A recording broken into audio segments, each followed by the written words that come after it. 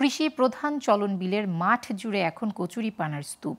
বন্যার পানি নেমে গেলেও জমি থেকে নামেনি কচুরিপানা, ফলে বোরো ধান চাষ নিয়ে দিশেহারা হয়ে পড়েছে কৃষকরা। জমি থেকে কচুরিপানা অপসারণে বাড়তি খরচ গুনতে হচ্ছে তাদের। এতে চলতি বোরো মৌসুমে উৎপাদন খরচ বেড়ে ক্ষতির শঙ্কায় পড়েছেন অনেক কৃষক। নাটোরের সিংড়া উপজেলা থেকে জুলহাজ কায়েমের তথ্যচিত্রের ডেস্ক রিপোর্ট। নাটোরের সিংড়া উপজেলায় চলতি মৌসুমে বোরো চাষের লক্ষ্যমাত্রা ধরা হয়েছে ৩৬,৬০০ হেক্টর জমিতে। বোরো চাষিরা এরই মধ্যে বীজতলায় বোরো ধানের চারা প্রস্তুত করলেও কচুরিপানা অপসারণ নিয়ে পড়েছে বিপাকে।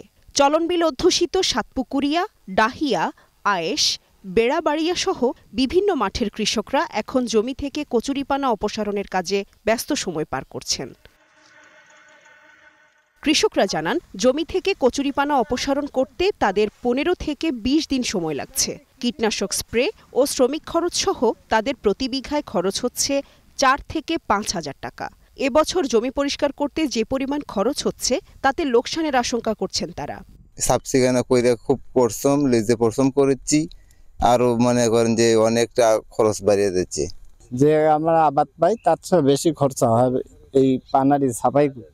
অনেক টাকা নষ্ট হচ্ছে, সময় নষ্ট হচ্ছে, শ্রম দিতে হচ্ছে।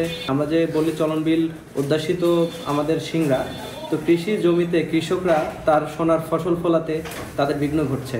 অস্থায়ী বাঁধ অপসারণ সহ নদী ও খাল খনন করা গেলে এই পরিস্থিতি থেকে অনেকটাই মুক্তি মিলবে বলে জানান উপজেলা কৃষি কর্মকর্তা।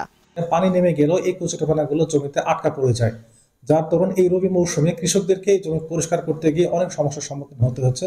একটা বাড়তি খরচ হয়ে যাচ্ছে। সেই জন্য প্রয়োজনীয় নদী, খাল, এখানে যে বিভিন্ন ক্যানেল আছে, এগুলো যেন খনন করা হয় এবং যে বাঁধগুলো দেওয়া থাকে অস্থায়ীভাবে, এই বাঁধগুলো অপসারণ করলে এই কচুরিপানাগুলো নির্বিঘ্নে নেমে যেতে পারে। Global television news desk.